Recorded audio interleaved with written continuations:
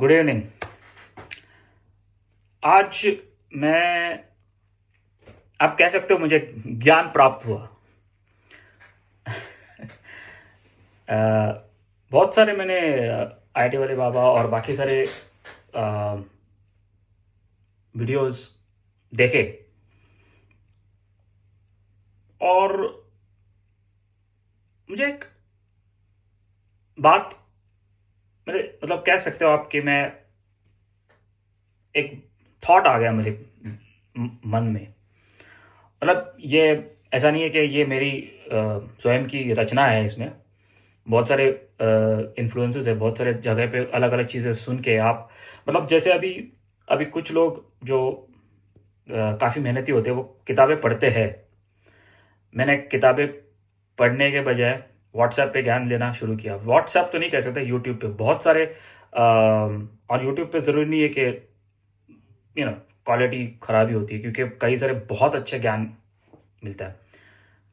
तो मुझे एक एक सिद्धांत मैं समझ सकता हूँ कि मैंने एक फॉर्मुलेट किया, और ये मैं फिर से कहता हूँ कि ये मेरी खुद की कल्पना नहीं है। ये मैंने सुन सुन के, मतलब इसको एक, आप कैसे कंपाइलेशन किया है मेरे हिसाब से।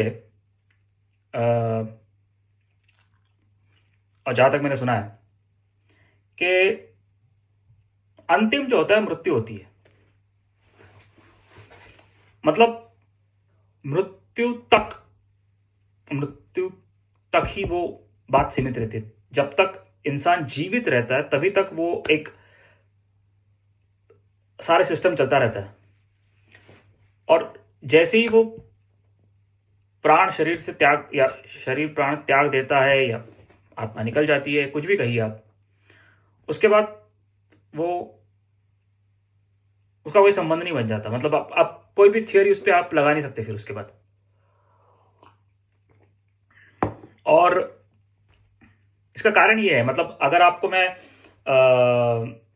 इसका कोई एनालॉजी तो नहीं दे सकते हम लोग, पर एक अगर आपको समझाना है इसके बारे में, तो आपने देखा होगा कि फार्मूला वन की जो कार चलती है, तो उनको ऐसे कहा जाता है कि वो इन्वर्टेड जेट इंजन है। अभी ये मैंने अगेन एक डॉक्यूमेंट्री में देखा था, तो उसके हिसाब से मैं बोल रहा हूँ। तो इन्वर्टेड जेट इंजन होती है, इसका मतलब क्या है? वो प्लेन है, जो जेट इंजन जो होती है, जो प्लेन जो उड़ता है हवा में उड़ता है, ये उल्टा उड़ता है। तो इसका साइंस क्या है कि वो जितना डिस्टेंस कम है रास्ते से, उतना वो फास्ट जा सकती है गाड़ी।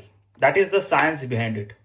और आई मीन, मेरी बातों पे यकीन मत करना, आप खुद भी पढ़ लेना इस चीज को, अगर गलत होगा तो बता देना। लेकिन उसका साइंस ऐसा है कि जितनी वो F1 कार, जितनी वो जमीन को चिपकती है, चिपकती नहीं, चिपकने नहीं चाहिए, जितनी जमीन के नजदीक होती है उतनी वो फास्ट जा सकती है। उसका जो साइंस, साइंटिफिक इक्वेशन है उसका, जिस मोमेंट पे वो टच हो जाती है, वो पूरा साइंस खराब हो जाता है, एंड वो कार क्रैश हो सकती है, क्योंकि उसके बाद ग्रिप नहीं रहती उसकी, उसका स्पीड नहीं होता, कुछ भी हो सकता है उसके बाद। तो जो जो व्हील्स का सस्पेंशन आप देखेंगे कि इतनी छोटे, मतलब वो एरिया पे रहते हैं, और वो जो ड्राइवर्स भी होते हैं, उनका भी वेट कम होना चाहिए। जैसे कि जॉकीज भी आप देखोगे तो उनका भी वेट कम होता है, ताकि अगर आप ऑब्वियसली, मतलब घोड़े पे अगर आप काफ़ी हैवी इंसान को रखोगे तो घोड़े का स्पीड तो रिड्यूस तो होगा ही। तो उस तरीके से ये जो पर्टिकुलरली F1 का भी ऐसे ही होता है। तो अगर आप इसको एक एनालॉजी के हिसाब से देखेंगे तो आपको पता चलेगा कि मृत्यु तो एक खत्म होती है, मतलब उसके बाद तो कुछ होता ही नहीं, आप कुछ आगे पीछे जा नहीं सकते उसके। तो मेरे हिसाब से जो जो भय है अध्यात्म के बारे में, हम लोग जब सोचते हैं और हम लोग से सोचते हैं कि मृत्यु का जो एक भय है, वो सबको होता है। मतलब थोड़ा कम ज़्यादा तो हर सबको होता है, उसमें कोई शक की गुंजाइश ही नहीं है। मतलब बोलना तो आसान है बहुत, अरे मैं मृत्यु से नहीं डरता, या ऐसे नहीं करता, या वैसे नहीं करता, वो उस टॉपिक में जाना नहीं है। लेकिन मैं समझता हूं कि अगर हम दुख की परिभाषा समझने की कोशिश करेंगे, तो मुझे लगता है कि अगर किसी को पता चलता है कि अनफॉर्चुनेट टर्मिनल डिसीज होते हैं लोगों को, कि डॉक्टर कह देते हैं कि भाई आपकी मतलब आपको ये डिसीज़ हो चुका है, आपके ज़िंदा रहने के चांसेस बहुत कम है, आप 6 महीना ज़िंदा रह सकते हो या 1 साल ज़िंदा रह सकते हो या व्हाटएवर जो कहते हैं डॉक्टर्स। वो जो दुःख होता है मेरे हिसाब से आई थिंक सबसे तीव्र होता होगा। मैं उम्मीद करता हूँ कि हम में से कोई भी उस दुःख को ना सफ़र करे, क्योंकि हम सोच भी नहीं सकते मतलब वो कैसे मतलब उस चीज़ को कैसे एक्सेप्ट करते हैं, मतलब एक्सेप्ट तो करना ही पड़ता है उनको भी, और वो करते भी हैं। मेरे ख्याल से वो एक दुःख अगर आप छोड़ दोगे, छोड़ना पड़ेगा बिकॉज़ वो एक काफ़ी सेंसिटिव टॉपिक है, उस पे ज़्यादा कुछ भाष्य करना सही भी नहीं होगा। अगर उस चीज़ को आप छोड़ देते हो तो एक दूसरा जो एक सबसे गहन दुःख है वो है फाइनेंशियल कैपेबिलिटीज़। मतलब अगर कोई एक इंसान है, वो एक समझ लें मिडिल क्लास में उसका गुजारा हो रहा है, वो मिडिल क्लास में है, तो फिर उसके लिए जो मिडिल क्लास की जो एक लाइफस्टाइल है उसके लिए वो बहुत इंपॉर्टेंट है, और अगर उसके लिए उसका एक जॉब इंपॉर्टेंट है तो वो बहुत ही इंपॉर्टेंट है। उसका अगर छोटा सा दुकान है या ठेला है व्हाटएवर, तो उसके लिए वो बहुत इंपॉर्टेंट है। अगर वहाँ पे उसका कुछ चक्का जाम होता है तो उसको एक तीव्र दुख की आप कह सकते हो कि एक्सप्लेनेशन पेन होती होगी। वही अगर कोई बहुत ही इंडस्ट्रियलिस्ट है तो उसके लिए उसके कंपनी के शेयर्स गिरना के लिए, या उसका लाइफस्टाइल चेंज होता है, या उसके एसेट वैल्यूज कम हो रही है, तो फिर उसको भी टेंशन आता है। आप यकीन नहीं मानोगे, हालांकि दोनों के मतलब आप समझ सकते हो कि middle class person versus a very top industrialist, lifestyle में दोनों के जमीन आसमान का फर्क है, लेकिन दोनों एक ही टाइप का टेंशन एक्सपीरियंस कर सकते हैं। अजीब है ना। मतलब यहाँ इसके समझिए आप कुछ 5-10 हज़ार का लॉस हो गया है तो उसको धक्का लग रहा है, वहां पे उसका करोड़ों का लॉस हो गया और वो बोल रहे हैं अरे अरे क्या हो गया। सेम। तो मैं समझता हूं कि ये जो दुख होता है, या तो आप इसको हैंडल नहीं कर पा रहे स्ट्रेस को, या आपका प्रारब्ध है। अब ऐसा नहीं है कि मुझे दुख नहीं है, बहुत दुख है। और हंसने की बात, मतलब हंसने की बात क्या कर सकते हैं अभी, वो जो जो किसी हर एक के पास अपने अपने प्रॉब्लम्स होते हैं। आई थिंक वो डायलॉग बॉर्डर पिक्चर में भी अच्छी तरह से लिखा है कि मस्त लिखा है वो, मतलब किसी एक सोल्जर को छुट्टी या कुछ होती है और मिल जाती है, और वो बोलता है अरे तो आई थिंक सनी देओल का डायलॉग है कि सबको प्रॉब्लम्स रहते हैं, मतलब बॉर्डर पे लड़ने वाले सोल्जर्स को भी प्रॉब्लम होते हैं, फिर भी वो अपने जान की बाजी लगा लेते हैं। बट कहने का मतलब है कि सबको प्रॉब्लम्स होते हैं, तो उसमें प्रॉब्लम्स ना होना इम्पॉसिबल है। लेकिन अगर आप अभी इस फाइनेंशियल से छोड़ के अगर ऊपर जाते हो, तो मेरे ख्याल से तीसरी पायदान पे आता है आपका सोशल स्टेटस। सोशल स्टेटस कुछ भी हो सकता है, किसी की फ्रेंडशिप ब्रेक हो रही है, किसी का लव ब्रेक हो रहा है, किसी का मैरिज ब्रेक हो रहा है, तो इसकी जो संवेदना है, उसकी जो दुख है, बड़ा तगड़ा सा होता है। लेकिन यही चीजें हर वक्त नहीं होती। मतलब जैसे कि अगर मान लीजिए कोई टीनेज में है, टीन्स में है, तो उनको मृत्यु के बारे में कुछ पता ही नहीं होता है, भय नहीं होता उसके बारे में, उनको पता ही नहीं होता है वो चीज होती है। उनको पता होता है सिर्फ प्यार, लव। तो उनके लिए वो सोशल स्ट्रक्चर ब्रेक होना या फ्रेंडशिप ब्रेक होना या किसी के साथ अनबन होना, वो उनके लिए हाईएस्ट लेवल ऑफ स्ट्रेस रहता है। या आप समझ सकते हो कि अगर वही बच्चा कोई पढ़ाई कर रहा है और उसको मार्क्स कुछ नंबर कम आ गए, तो फिर वो उसके लिए हाईएस्ट लेवल ऑफ टेंशन होती है कि अरे यार ये क्या टेंशन है ये। मतलब मुझे होती थी, मतलब मैथ्स, माय गॉड, वो कैसे मैंने पास किया था मुझे पता नहीं है। मतलब पसीने छूट जाते थे लिटरली स्पीकिंग, अरे यार नहीं चाहिए मुझे सब्जेक्ट ये। लेकिन जब बाद में पास किया तो मैं सोचा कि यार ये तो काफी इजी था, उसको मतलब टेंशन किया। But anyway that's not a point. Point is that कि तो जैसी आपकी उम्र होती है उस उम्र के हिसाब से आपके दुख के लिमिट्स होते हैं, और हर जो आपका एक दुख होता है वो एक एज से बदलते बदलते रहता है। जैसे कि आप एक एक स्थिति में आते हैं, आई थिंक मुझे एक काफ़ी अच्छे वक्ता है, एक्टर भी है, मेरे ख्याल से आशुतोष राणा या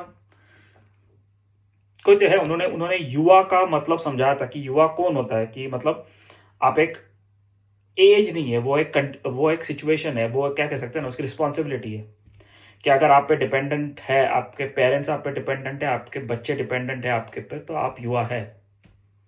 I think on those lines उन्होंने समझाया था। तो इस वयोगट में आदमी डरता है कि यार मुझे कुछ ना हो जाए, अगर मुझे कुछ हो गया तो मेरे पे डिपेंड रहने वाले लोगों को कुछ तकलीफ होगी, इसलिए वो सोचता है कि मैं जिंदा रहूं। ऑनेस्टली स्पीकिंग, वो अपने अपने लिए डरता ही नहीं है, वो अपने लिए जीता नहीं है।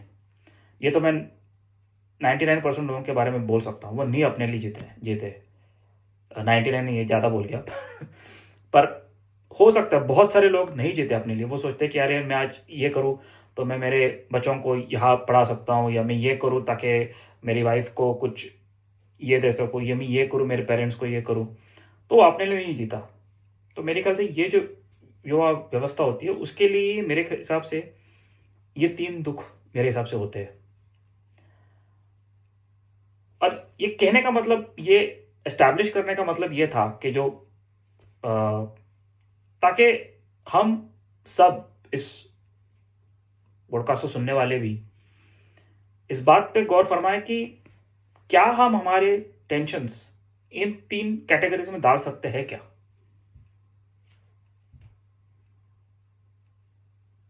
और अगर नहीं डाल सकते तो आप अपनी एक चौथी कैटेगरी बना दीजिए, लेकिन मेरे हिसाब से तो फिर आपके पास, मेरे हिसाब से तो फिर आपका वो टेंशन टेंशन नहीं है। मतलब मेरा कहने का मतलब ऐसा है कि कुछ चीजें फंडामेंटल होती है, कुछ चीजें मूलभूत होती है, कुछ चीजें मूलभूत के ऊपर होती है, इरिटेशंस होती है। और बहुतांश केसेस में हम इरिटेशंस को मूलभूत समझ बैठते हैं। जैसे कि अभी एग्जांपल लेने के लिए कोई हर्ज नहीं है, मतलब कि ऑफिस में होता है कि किसी को इंक्रीमेंट मिल जाती है, किसी को इंक्रीमेंट नहीं मिलती, प्रमोशन नहीं मिलता, या ऐसा हो रहा है, तो वो उससे बहुत चिड़चिड़ा हो जाता है व्यक्ति। और ये एग्जाम्पल है, जरूरी नहीं है सबका लिए, बट एक चिड़चिड़ा हो जाता है वो। लेकिन वो इस बात को भूल जाता है कि अरे उसके पास जॉब है, उसकी फैमिली सब ठीक ठाक है, उसको तीसरा भी टेंशन नहीं है, कुछ नहीं, उसकी हेल्थ भी ठीक ठाक है, जॉब भी है, फैमिली भी, सब कुछ ठीक है, सिर्फ इरिटेंट्स है। इस इरिटेंट्स को वो निकाल सकता है क्या अपने दिमाग से आफ्टर द ऑफिस आवर्स? ये नहीं है ना कि वो घर पे जाके हमारा यार दिमाग खराब हो गया, ऐसा हो गया वैसा हो गया, घर पे जाके फ्रस्ट्रेटेड है नहीं वो। और मेरे ख्याल से एक सत्यमेव जयते मतलब आमिर खान का जो प्रोग्राम था, उसमें एक महिला ने काफी अच्छी तरह से समझाया था कि एक अच्छा सा मोनोलॉग दिया था उन्होंने कि कैसे आदमी थक हार के घर पे आता है, ईगो ब्रूस हुआ होता है, फिर उसकी वाइफ उसको खाना पीना बना के उसको फिर से तैयार करके ऑफिस नेक्स्ट दिन भेजती है। It was very nice way of saying it, but ये हकीकत है जिंदगी की, बहुत जगह पे ऐसा होता है। And again it doesn't matter कि आप कौन से स्टेज पे काम कर रहे हो। बहुत से वक्त ऐसा होता है कि लोग सोचते हैं कि तुम एक अमीरों के पायदान पे पहुंच गए हो, तो तुम वहां पे तुम्हारा कोई मतलब आपको ईगो क्रशिंग मोमेंट नहीं होता, बिल्कुल नहीं। हर एक स्टेज पे आपके ऊपर कोई होता है, और हर एक स्टेज में आपके नीचे कोई होता है। I think it is best explain by that, sorry English में चला गया मैं, बट n-1 जो होता है ना, वही कॉन्सेप्ट है। आप हमेशा कोई ना कोई आपके ऊपर होगा, कोई ना कोई आपके नीचे होगा। ऐसा भी हो सकता है कि at some point in time आप टॉप पे पहुंच जाएंगे, और ऐसा भी हो सकता है कि आप कभी लो लो एंड पे हो जाएंगे, but that is an extreme case. आप कहोगे कि सीईओ हो गया मतलब वो टॉप हो गया, बिल्कुल नहीं। CEO has to answer to the shareholders, to the board of directors. Shareholders जो होते हैं वो आप कह सकते हो कि उनको कोई आंसरेबल नहीं है, लेकिन depends upon the share holding power. आपके अगर शेयर होल्डर्स शेयर्स बहुत कम है, आपकी आपकी मेजोरिटी नहीं है, तो फिर आपको कोई पूछेगा नहीं उस शेयर होल्डिंग की मीटिंग में। हालांकि शेयर होल्डर के बाहर के लोग बोलेंगे अरे ये तो बोर्ड ऑफ डायरेक्टर है, डायरेक्टर बन रहा है ये तो, लेकिन उन डायरेक्टरों में भी कोई तो टॉप होता है। ऐसे आप नीचे आओगे तो सीईओज में भी कुछ तो टॉप होते हैं, कुछ सीएफओज वगैरह वगैरह, उनका जो कुछ कॉर्पोरेट स्ट्रक्चर होता है वो। नीचे आओगे तो उसके नीचे भी तो आपको सीनियर मैनेजर, सीए, वो तो हर जगह ये गड़बड़ होती रहती है, हर जगह ईगो क्रश होता रहता है, और इससे छुटकारा नहीं है। तो वो छुटकारा कहाँ है? छुटकारा अध्यात्म में है। छुटकारा इसी बात में है कि ये समझना कि ये ऐसा है। और इसीलिए मैंने आज आज यही कहा कि ये मेरी डिस्कवरी है, लेकिन मेरी खुद की नहीं है, ये मैंने सुन के कोलेट किया है। क्योंकि अगर मैंने सुना नहीं होता, लोगों की बातों को समझा नहीं होता, तो उसको मैं एक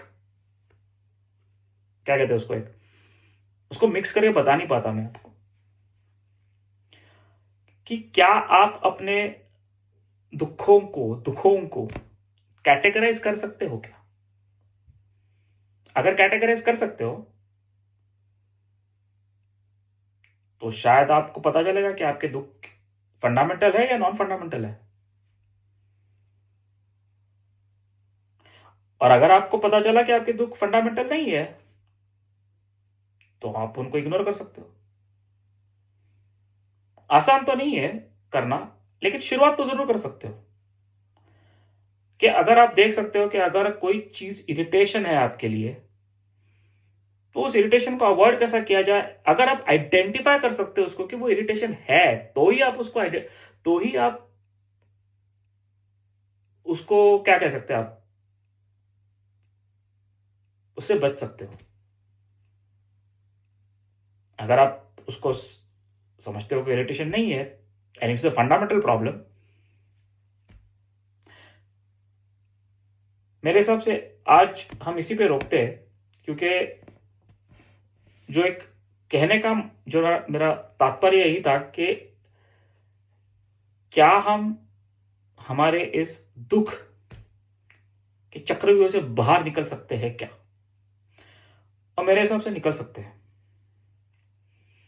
सबसे पहले हमें इस दुखों को कैटेगराइज करना पड़ेगा और ये आइडेंटिफाई करना पड़ेगा कि क्या ये फंडामेंटल्स है, क्या ये मूलभूत दुख है। अगर ये मूलभूत नहीं है तो फिर इरिटेशन है, और अगर इरिटेशन है तो हमें इनको सॉल्व करना पड़ेगा, पर जिससे हमारी जिंदगी खराब नहीं होनी चाहिए। या कभी कभार कहते हैं आप इग्नोर कर सकते हो, उसको अवॉइड कर सकते हो, बिकॉज फंडामेंटली नहीं है वो। फंडामेंटल दुख वही होता है जो आप उसको इग्नोर नहीं कर सकते। मतलब किसी की जान जा रही है, तो आप बीमार है तो आप इसको इग्नोर नहीं कर सकते। किसी के पास पैसे नहीं है, इग्नोर नहीं कर सकते। किसी का कोई सोशल में कुछ हो चुका है तो उसको इग्नोर नहीं कर सकते। फंडामेंटल दुख है वो, और फंडामेंटल दुख के ऊपर जाने के लिए आपको सॉल्यूशन चाहिए, वो एक अलग टॉपिक ऑफ डिस्कशन है। लेकिन जो इरिटेंट्स है, जो कि फंडामेंटल नहीं है, फिर भी आप उस पर, तो ये बात का पॉइंट, मतलब बात का पॉइंट नहीं, ये पॉइंट मुझे समझाना था, तो आज मैंने इस पर बात की है। उम्मीद है आपको पसंद आएगी।